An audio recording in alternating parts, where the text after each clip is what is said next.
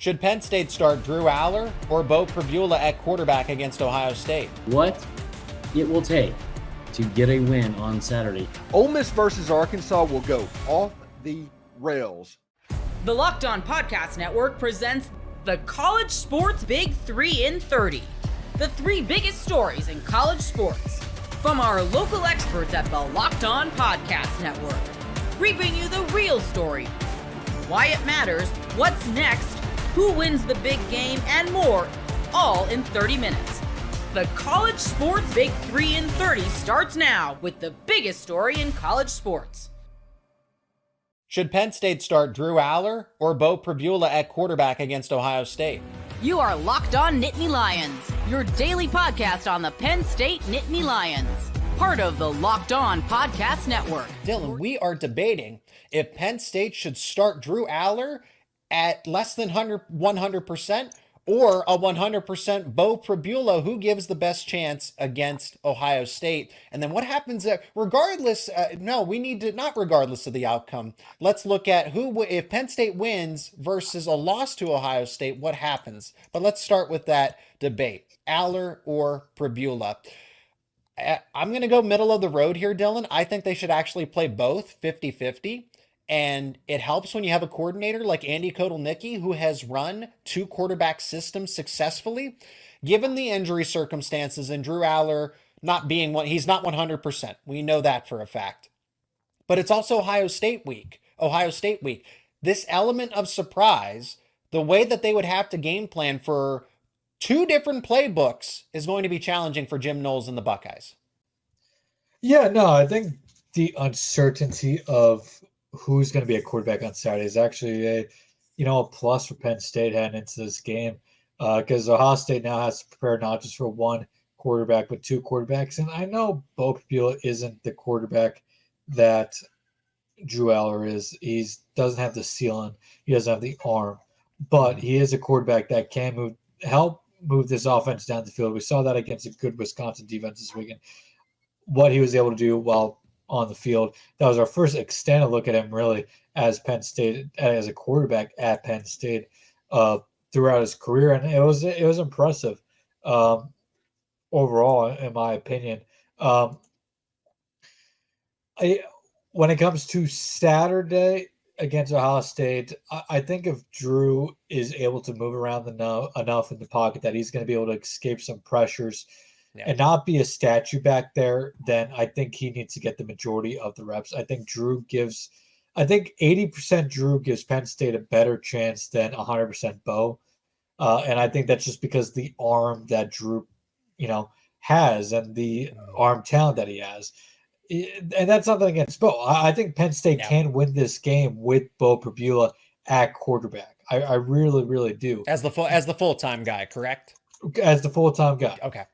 But it would not be – it would be a much more difficult game to win with Bo, I think, at quarterback than Drew. And that just, again, comes down to the level of quarterback. Drew is a potential first-round pick, a potential future NFL starter. Bo is a college quarterback, and he may – has an uphill battle to the NFL. Yeah, he may end up being a really good college quarterback, but he's not going to be an NFL starting quarterback. He's not Drew. So I think 80% Drew is better than 100% Bo, but I do think with Bo in the offense and what Andy Kotelnicki's style has been over the course of his career, I think there is an avenue for success on Saturday with Bo. But if Drew is good enough to move around, then I think he has to play the majority of the game. I'm sure Bo will get his fair share of snaps as well. But, I think if Drew is anywhere close to being able – if he's in a spot he can be mobile enough, then he has to be the one on Saturday. The mobility is key because if Drew cannot extend plays, if Drew cannot slide in the pocket, that's going to be a serious issue, let alone the fact that he can pick up 5 to 10 yards if you don't have a quarterback spy on him. So Drew Aller does a lot of things. Even though he's not a true dual threat mobile quarterback, he can move. And I don't think defenses still respect that enough. However, if this knee injury is more serious than we're led to believe, then I absolutely am comfortable with Bo Prabula leading the offense on that given day. I think one way or another, Ohio State just has its work cut out for them. You have to prepare for either starting quarterback because James Franklin is not going to say, oh yeah, he's fine. He's going to be the quarterback. Ohio State can take the risk and say, all right, we're going to prepare like Drew Aller's the starter. That injury didn't look so bad against Wisconsin. But what if, on the off chance he isn't, and Bo Prabula is playing 100% of the game, and then you just went the entire week preparing like it was Drew Aller, and you're getting a completely different quarterback and a completely different playbook that Andy Kotelnicki is comfortable calling to Bo Prabula's strengths. Yeah, and it would be much more similar, I think, to the Kansas offense that we saw last year. Absolutely. With Jalen Daniels. And I will say, we are recording this, a little bit ahead before it comes out on Thursday. But, and no inside info here, just my gut. I would probably, if you put, maybe pick right now if Drew or Bo is going to start on Saturday, I'd honestly probably lean that it's going to be more likely Bo, just because it's we don't know the exact nature of that injury that Drew had. It could be a lot more minor than it seemed, but you got to be careful with knee injuries. Yes, and we're going to talk about this, but this game for Penn State, while it's a big game, kind of means a whole lot less now that they beat Wisconsin last week in the grand scheme of things. Yes. It's not it was never going to be an elimination game, but the room for error now for Penn State down the stretch here is much bigger. And, would Penn State rather risk, putting a hobbled Drew out there against Ohio State when Bo still gives you a chance to win? And if you put a Drew out there in a hobbled state, you're potentially risking further injury. And, Drew has, decisions to make of his own in terms of his future, and a significant knee injury could absolutely derail his future as well. So there's a lot at stake here, and I'm glad I'm not at the Penn State coaching staff, because this is a hard decision to make on Saturday of who's going to be the quarterback. And I know James said it's going to go down to a game time decision, and I do believe that as well. But but ultimately, again, no inside info, just based off my opinion, I think we likely see Bo on Saturday as the starting quarterback. But yeah, if Drew can go, he's gonna have to be able to move. But also, we saw that knee injury and how it affected his passing immediately afterwards. Now, obviously, that was right afterwards, but he definitely was off the mark on that one downfield pass attempt with that bad knee. So yeah, it's going to be interesting, because you got to factor that into it too. If he can't really use that leg as needed to get the ball downfield, that's another factor you have to add into this beyond just being able to move. Bo Prabula will be able to move the ball at times on Saturday, but I already think it's going to be a low scoring game for the most part. So it'll be interesting to see just what happens there at that quarterback position. But I think that's a couple of things to also keep in mind here with that. No, that's important for Drew's ability to push the football down the field. You're compromising not just his mobility, but potentially those deep throws, because I don't know that Bo Prabula is going to open up the aerial attack. I think his legs open up avenues to get some quick passes, some easier passes, but to sit back in the pocket and just say, hey, we're going to be able to target somebody deep like a Tyler Warren or an Amari Evans, which we've seen consistently from Drew, one way or another. That's why I think you can get the best of both worlds in this game. If you run the two quarterback system against Ohio State, if Drew Aller's not 100%, but you play him strategically and efficiently and allow Bo Prabula's abilities to be involved in this game, that's why I think that might be Penn State's best game plan. And Andy Kotelnicki is just going to have to call a heck of a game. Same thing with Tom Allen, because I don't exactly like that matchup against Ohio State's wide receivers and Penn State's defensive backs. Get ready to tackle the NFL action with FanDuel, America's #1 sportsbook, because right now new customers can bet $5 and get $150 in bonus bets if they win. The FanDuel Sportsbook app gives you everything you need to place live bets on the NFL all in one place. So when you get a hunch in the middle of the game, you can check out the latest stats, view live play-by-play, and so much more on the same page where you place your bets. Just visit FanDuel.com to join today. You'll get started with $150 in bonus bets if you win that first $5 bet. And that winning $5 bet could come from an NFL game in Week 9 with their quarterback on deck to return. The New Orleans Saints are big favorites over the lowly Carolina Panthers. FanDuel has the Saints 7.5-point favorites in Charlotte this Sunday. That's FanDuel.com. Never waste a hunch and make every moment more with FanDuel, official sportsbook partner of the NFL. What it will take to get a win on Saturday. You are Locked On Gamecocks, your daily podcast on the South Carolina Gamecocks, part of the Locked On Podcast Network.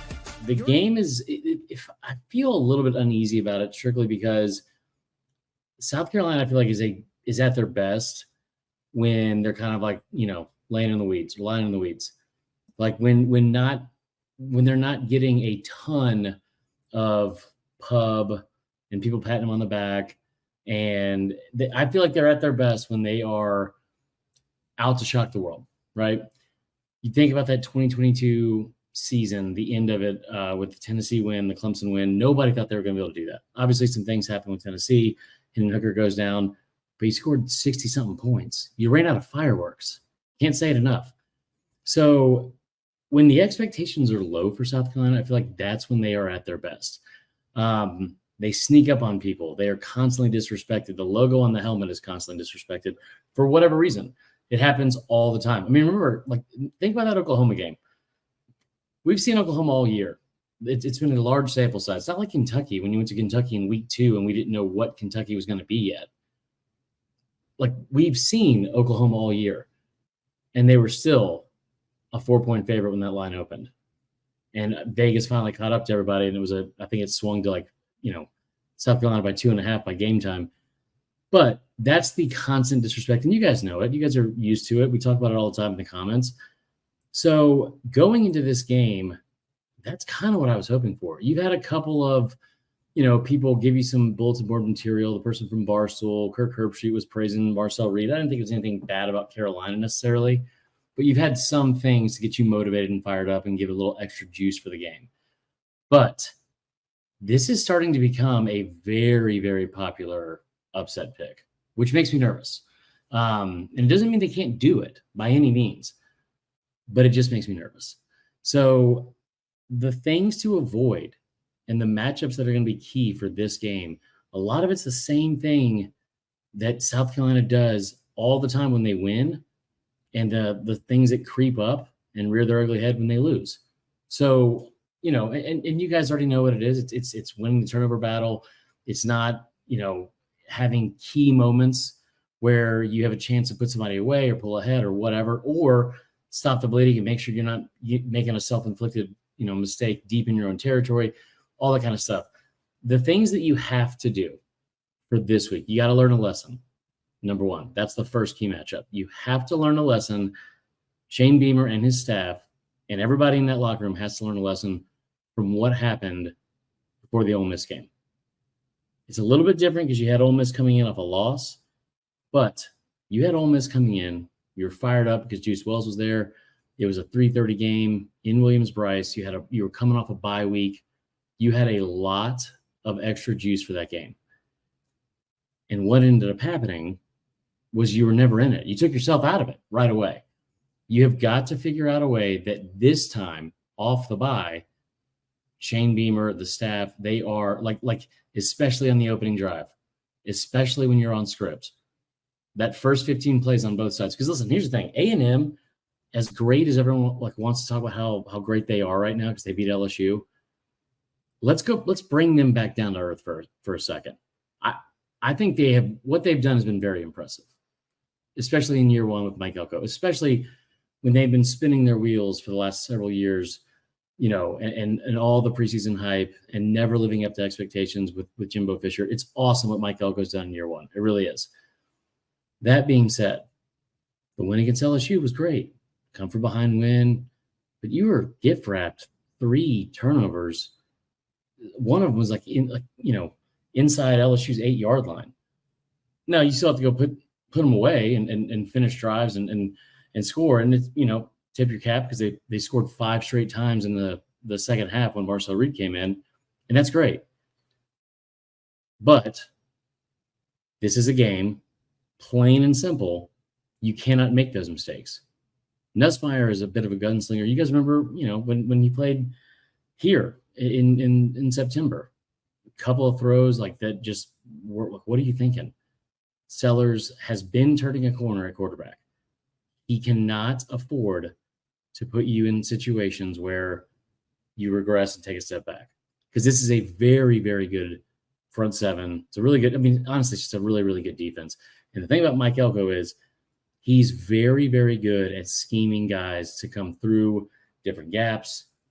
It's not like exotic blitzes, but he does a really, really good job of making you play left-handed. And, on defense, like, they can be suffocating. They've got a very, very physical front four. It's not like you have some, like, you don't have a Jadeveon Clowney off the edge. You don't have like a, even like a Dylan Stewart or a Kyle, a Kennard like off the edge. You don't have like a, like a freak athlete coming off the edge that is 260, 270 and lanky and long and has bend and all that kind of stuff, like a combine warrior. You have Nick Scorton, who is a massive, massive human being. Shamar Turner, massive, massive human being. The offensive line for Carolina is going to have their work cut out for them. Now, on the other end, I don't think that might be the first time all year. I don't think that the edge rushers for Carolina are going to be the most important part of the defense.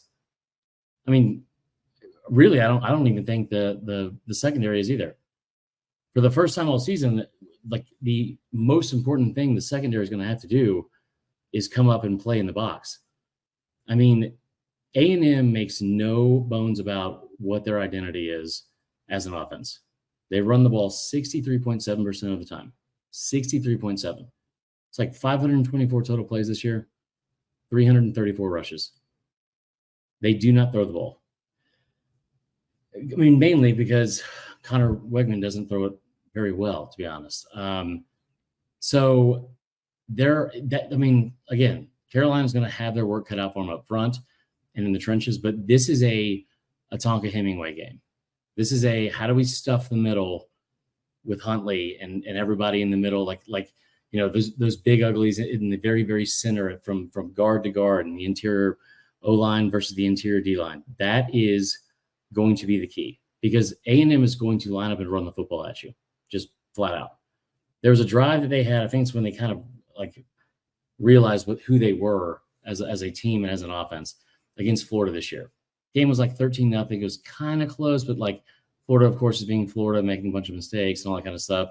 Early game of the season, they pin A&M deep with like 2 minutes left or 2.5 minutes left, something like that. It was late in the first half. They pin them deep. A&M goes on like a 14 or 16 play drive. They ran the ball on every single play except for one. Touchdown, go up 20-0 right before the half, and put them away. They are going to try to line up and run the ball down your throat. This is not the unit to do that to. This is a great ball hawking secondary from South Carolina. They are a really, really opportunistic defense in terms of like forcing turnovers. We all know that. You're going to have to line up and play in a phone booth for 60 minutes on Saturday. And it's not like they won't take their shots. Like you saw it against LSU. Like Marcel Reed was 2 of 2 for 70 yards. But especially if he's the quarterback, they are not going to throw the ball deep, and especially against this defense. LSU can get away with it. LSU's defense is not what South Carolina's is. So you're going to have to play. It's not anything close to South Carolina not being capable of playing that style of football, right? Styles make fights, right? They're more than capable of doing it. We just haven't seen them have to do it, I think, since really the Kentucky game. So, like teams that drop back and throw it 30, 40 times a game, that's a dream for Clayton White and this defense. This is not that. So that is the first part of the show, and we're going to get into some more key matchups, get into the deep dive that was requested, and look at some of the numbers, and then also look at some of the things that A&M does well, and also some things they don't do very well, to be honest, that I think you can take advantage of. But it is a very, very good opponent that's coming in.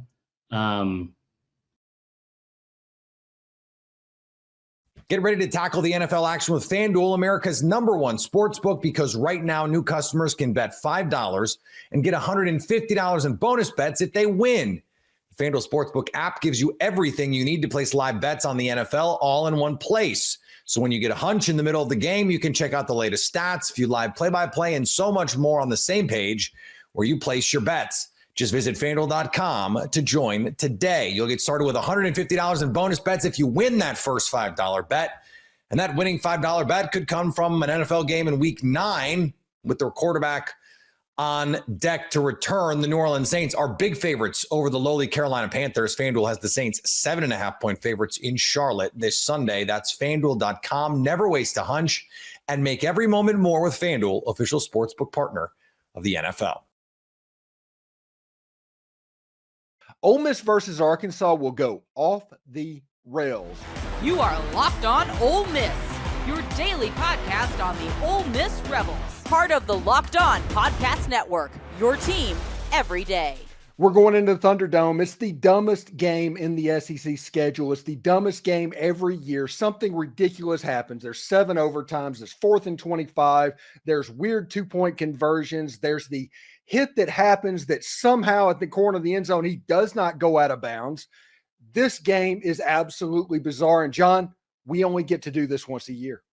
I know. We talk about so many games and teams in the SEC, that's rivalries and epic games and epic matchups. But I feel like Arkansas and Ole Miss get slept on a lot because it's strange. And I know your Ole Miss audience probably won't want to hear this, but Arkansas has not had much success against many SEC teams over the past 10 years, but for some reason, Ole Miss, they've had their fair share of good games against them. So I know that Ole Miss fans probably don't feel great about this game. Arkansas fans don't feel about this game, but I think we're both in agreement that it's going to get weird, it's going to get drunk, and it's going to get crazy in Fayetteville.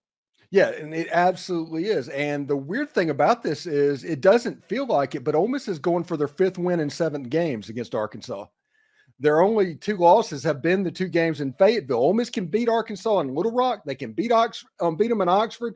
In Fayetteville, something is going wrong. Which is weird because for the past year and a half, 2 years, Arkansas's worst performances in football have been at home in Fayetteville. The year that Arkansas, you mentioned it 2 years ago, where Arkansas was up, I believe, 42-7 in the beginning of the 3rd quarter. And I think Ole Miss ended up making it a closer game in the final score, but it wasn't close at all. But I remember watching that game and I'm like, hold on a second. So this is the same Razorback team that beat Cincinnati only by a touchdown at home, that needed a last-minute punt return to beat Bobby Petrino and Missouri State at home, that had some of their worst performances at home, but yet they blow out Ole Miss, who's actually a really good team that year. It just shows how much or how little sense that this game makes each and every year. Yeah, it's fun. And the show that's going to air a little bit later on tonight, I talk about like the SEC is getting ready to probably go to 9 conference games. And part of that, the 3 permanent rivals that Ole Miss is going to have is Mississippi State, LSU, and Arkansas. And the drunkenness of this game makes me really enjoy that this game is on the schedule. I'm sure Ole Miss fans would rather have Vanderbilt on the schedule, although maybe not after this year. But it's a situation. It's fun. It's Arkansas, for the longest time in the SEC, they came in and had Southwest Conference feel to them. They were the westernmost team in the SEC. So they were a little bit different. You saw teams that had all their bands, they sounded the same, all the SEC schools. Arkansas sounded a little bit different. The William Tell stuff, the calling the Hogs, and all of that gave them a unique ability. And Ole Miss has been playing Arkansas every year since 1981. So I just enjoy this game. Now, the rivalry is there. If you want to go by my YouTube comments and my Twitter comments and all that, Arkansas fans are pretty good to tell me that I'm a dumbass. But I do enjoy this game. Yeah, I mean, it's hard not to. And again, if you're a Razorback fan, there's so many games of note. I remember as a young kid remember where I was when that 7 overtime game between Matt Jones and Eli Manning in 2001. And I mentioned this on Twitter, where it's funny how Arkansas played in a 7 overtime, then a 6 overtime, then a 7 overtime game in 3 straight years. Nothing happens. But as soon as LSU and A&M play in a 7 overtime game, they got to change all the rules. But still, at that point in time, it was such an iconic and legendary game because no one had seen anything like that before. Mm-hmm. And there's been a lot of that where it's not just, it's a good old fashioned game, No, there's stuff that happens in this game that no one has seen before.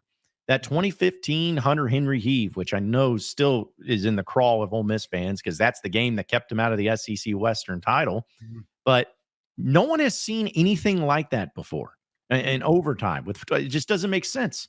So it's not just a game that features teams going back and forth or, having some weird things happen like a fumble or interception. No, we're talking about things that are pretty historic and pretty legendary that you just don't see happen in college football in general. Yeah, in 2021, the Matt Corral game, the KJ Jefferson game that ended up on a 2-point convert, just weird stuff has happened. And I do fear that game, the drunkenness of the game is going to kind of switch over to Mississippi State now that Jeff Lebby is over there and their allergicness to defense, apparently. So a lot of weird stuff can happen, but even in years that you don't expect something weird to happen. There was the Chad Morris versus Matt Luke game in Little Rock. I mean, it's just one of those things where you look at it before the game and you're like, this is going to be gross. And then you watch the game and you're like, what? Yeah. How does that happen? Well, it's still same thing with the 2020 game. 6 interceptions thrown by Matt Corral, where I think he threw 13 total that year, and like 6 of them came there and 5 of them came in a different game that year. So Hudson Clark, as I referred to as the no-fly zone, still on the team. The guy that had 3 interceptions in that game against Matt Corral, still on the team. And I think he only has 2 more interceptions since that point in time, and he's played and started every year. So, yeah, again, we could go on and on and on about just how many instances there are of these two teams meeting up and having the weirdest of things happen. And that's where I don't know how you feel about it, but I'm kind of leaning into, because I feel that way about this game, probably means this game is going to be the most normal and boring game of all time. And it'll just be like, oh, yeah, that was pretty anticlimactic because 11 a.m. game, chances of a little bit of rain, but maybe not there in Fayetteville. I think that potential's there for it to get crazy, but I also feel like Arkansas, anytime I feel like the game's going to get crazy, ends up being a real downer. So we'll see. I think this has a chance to be a 17-10 game. Yeah, I think that it's going to fool everybody by the fact that both of these teams' defenses, Arkansas's defense did really well against Tennessee. Their supposed high-powered offense and what's going on. They did just enough for that Bobby Petrino offense to go down and score a touchdown and get the win. I think that something similar is going to happen because Ole Miss's defense is just as good as Tennessee. So I'm thinking a relatively low-scoring game. If it's a high-scoring game, Ole Miss is probably going to win this game going away. But I think it's going to be somewhere 17-10, 17-13, 20-13, that range. Yeah, I'll be shocked if this game gets high scoring because I'm going to be honest right now. To me, the key number for Arkansas on points that they score is 24. If Arkansas scores 24 points, they win the game. That's how I feel about it. Anything less than that, they more than likely lose. Because the one thing that Arkansas, which their offense has improved as the year's gone on, I'm not taking the Mississippi State game as a measuring stick because that defense is so bad. It is so bad. So you can gain some confidence from it, but you can't look at it as any sort of correlation into this one. But the one thing that Arkansas has at times struggled against, and when they struggled against it, it ends up being their downfall offensively, is sacks. And when against A&M, that defensive front ate Arkansas up. And luckily, Arkansas's defense was really good in that game, and they held Marcel Reed to where it was at least a good matchup. Arkansas lost 21-17. But you're talking about going up against Ole Miss that they get after the quarterback, man. And if they get after Taylor Green, they put that pressure on him. Yeah, it could be a long day for Arkansas. And it could honestly turn into a game like Arkansas had against LSU a couple weeks ago where Arkansas loses like 34-10. I could absolutely see that happening. Yeah, and Taylor Green obviously is going to give Ole Miss fans nightmares because of the Matt Jones comparison. When you see him running around, I know he's not the same quarterback that Matt Jones was, but when you see this long, lanky, long strider running around on the football field, you can't help but make that comparison. Oh, I know. And I'm so glad that you remember Matt Jones because it's like I feel like kids these days, they forget about just how incredible Matt Jones was. I mean, just being honest, a 6'6", 240-pound quarterback. He ran a 4.37. All right. Like that's almost as fast as Michael Vick at the NFL Combine. So yeah, he was awesome. And there is some similarities there. I would say that the thing going for Taylor Green over Matt Jones is that Taylor Green does have a better arm than Matt Jones, and he has a better coordinator in Bobby Petrino. So that's really helped him. But The issue is that, Matt Jones was the type of player that never let anything bother him. He could be down 3 scores. He could be up 3 scores. He's going to be the same dude. Well, when Taylor Green's had the pressure on him and he's lost a little bit of confidence or whatever, it got bad. That's what happened in that A&M game. It got bad. But Taylor Green, has played so much better over the past few weeks. If Ole Miss can't get to him and he's allowed to stand back there and do Taylor Green things, get that confidence, then it might be a big day for Arkansas in that offense. But it's just about pressure. It's as simple as that. Can Ole Miss get pressure? If they do, it's going to be bad. But if they can't get to him, Taylor Green in that offense is good enough to make him pay for it.